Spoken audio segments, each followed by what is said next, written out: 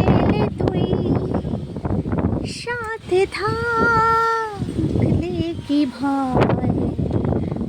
কি সুন্দর ঝড় উঠেছে, মেঘ করেছে। মেঘলা আকাশ আর বৃষ্টির দিনে কিন্তু সত্যি বাঙালিদের মন চায় একটু যদি খিচুড়ি হতো। আমার তো ভীষণ মন চায়। তো আমি দেখুন গরম গরম খিচুড়ি বসিয়ে দিয়েছি, আর তাছাড়া বরমশাই বলেছিল যদিও বা আজকে। আর এই যে গরম গরম পাঁপড় ভাজা, আজকে হবে পাঁপড় ভাজার খিচুড়ি, জমিয়ে আজকে পাঁপড় ভাজার খিচুড়ি খাবো।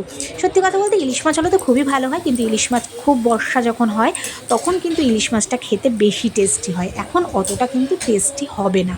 আর অন্যান্য ভাজাও করা যেত, কিন্তু মেয়ে বললো পাঁপড় ভাজা আর বড়মশাই বললো খিচুড়ি, তো আমার ঝটপটে খিচুড়ি রেডি হয়ে গেছে আর সাথে পাঁপড় ভাজা।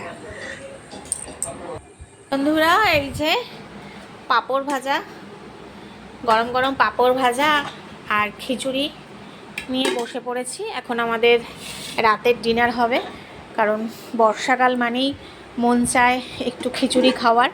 কারণ বর্ষা যখনই হোক না কেন, বর্ষাকাল আসলে আমাদের মনে হয় একটু খিচুড়ি, ডিম ভাজা, নাহলে একটু খিচুড়ি আচার, নাহলে খিচুড়ির সঙ্গে ভ্যারাইটিস ভাজা, যেমন ধরুন এই কি বলে বেগুন ভাজা, পটল ভাজা হোক, আলু ভাজা হোক, কুমড়ো ভাজা হোক, খুবই ভালো লাগে। আর সবথেকে তো বেশি ভালো লাগে সেটা হচ্ছে ইলিশ মাছ ভাজা। কিন্তু যেহেতু এখনও বর্ষা সেভাবে শুরু হয়নি, মানে বর্ষা না হলে ইলিশ মাছের স্বাদটাও খুব একটা কিন্তু হয় না। সেই সময় ইলিশ মাছ ভাজা দিয়ে তো খিচুড়ি খাওয়ার মানে আলাদা একটা তৃপ্তি। আর এক হয় বাঁধাকপির ঘন্ট, কিন্তু যাই হোক বাঁধাকপিটা তো শীতকালেই পাওয়া যায়, বাঁধাকপি আমরা খুব একটা খাইও না, গ্যাস হয়। তো ভাবলাম কি করি আজকে আমাদের নিরামিষ, নইলে ডিম ভাজা করতাম, নইলে বেগুন ভাজা করতাম, কারণ অনেক রকম বা আলুর দম দিয়েও ভালো লাগে। তো আলু টালু এসব খুব একটা খাওয়া হয় না। তো বরমশাই বললো পাঁপড় ভাজার আর একটু খিচুড়ি খাবে। তো এখন আমি নিয়ে হাজির হয়ে গেছি, এখন আমি বাড়বো। কি সুন্দর লাগছে দেখতে।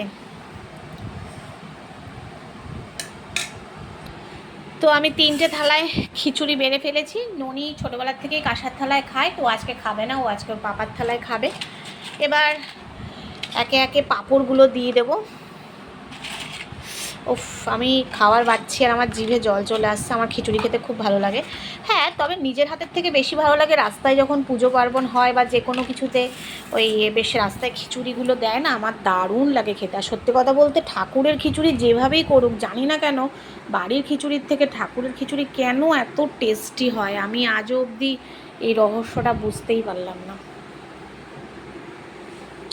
তো যাক, আমার বাড়া হয়ে গেছে, বরমশাই তো বসেই আছে পাশে। ননিকে একটু ডাকি।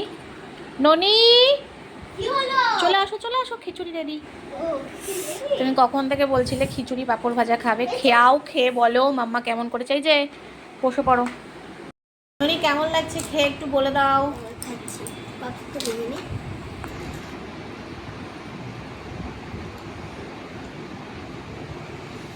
ভালো হয়েছে কি? তুমি তো আবার আমার মতন মানে পুজোর বাড়ির খিচুড়ি বেশি ভালোবাসো। আমার ননি দারুণ, খুব ভালো হয়েছে। তাই এত সুন্দর করে কি বলবো। ও বাবা, আচ্ছা তোমার কেমন লেগেছে? ভালো লাগে। আচ্ছা তোমার কেমন লাগছে, খেয়ে নাও। কেমন হয়েছে খিচুড়ি? দারুণ হয়েছে। ভালো হয়েছে সত্যি নাকি ভয় বলছো? না না, তোমার তো জাদু আছে, সত্যি ভালো হয়েছে। তাই আমিও খেয়ে, ও আমাকে আগে খাই দিচ্ছি। ভালোই লাগছে, ও খাই দিচ্ছে। তাকে খাই না।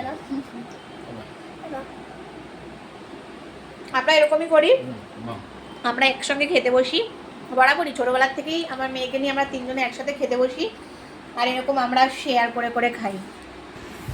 তো বন্ধুরা, আমরা রাতের খাওয়ার স্টার্ট করে ফেললাম।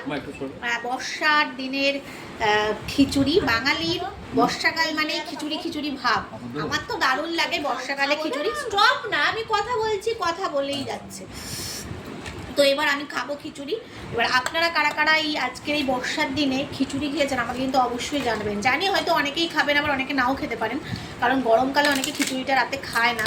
কিন্তু কি আজকের এই বৃষ্টিটা কিন্তু একটু হালকা ঠান্ডা ঠান্ডা লাগছে। আবার এমন এমন বৃষ্টি আসে, সেই সময় বৃষ্টি হয় ঠিকই, কিন্তু অস্বাভাবিক গরম থাকে, তখন আবার আমরা খিচুড়িটা করি না, কারণ পেট গরম লাগে খিচুড়ি খেলে। তো যাই হোক বন্ধুরা, ভিডিওটি কেমন লাগলো অবশ্যই কিন্তু কমেন্টসে জানাবেন। আর আমার ভিডিওটিকে অনেক অনেক শেয়ার করবেন, আর আমার চ্যানেলটিকে কিন্তু অবশ্যই সাবস্ক্রাইব করে দেবেন। খুব ভালো থাকবেন, পরিবারের সঙ্গে অনেক এনজয় করবেন। টাটা, শুভরাত্রি।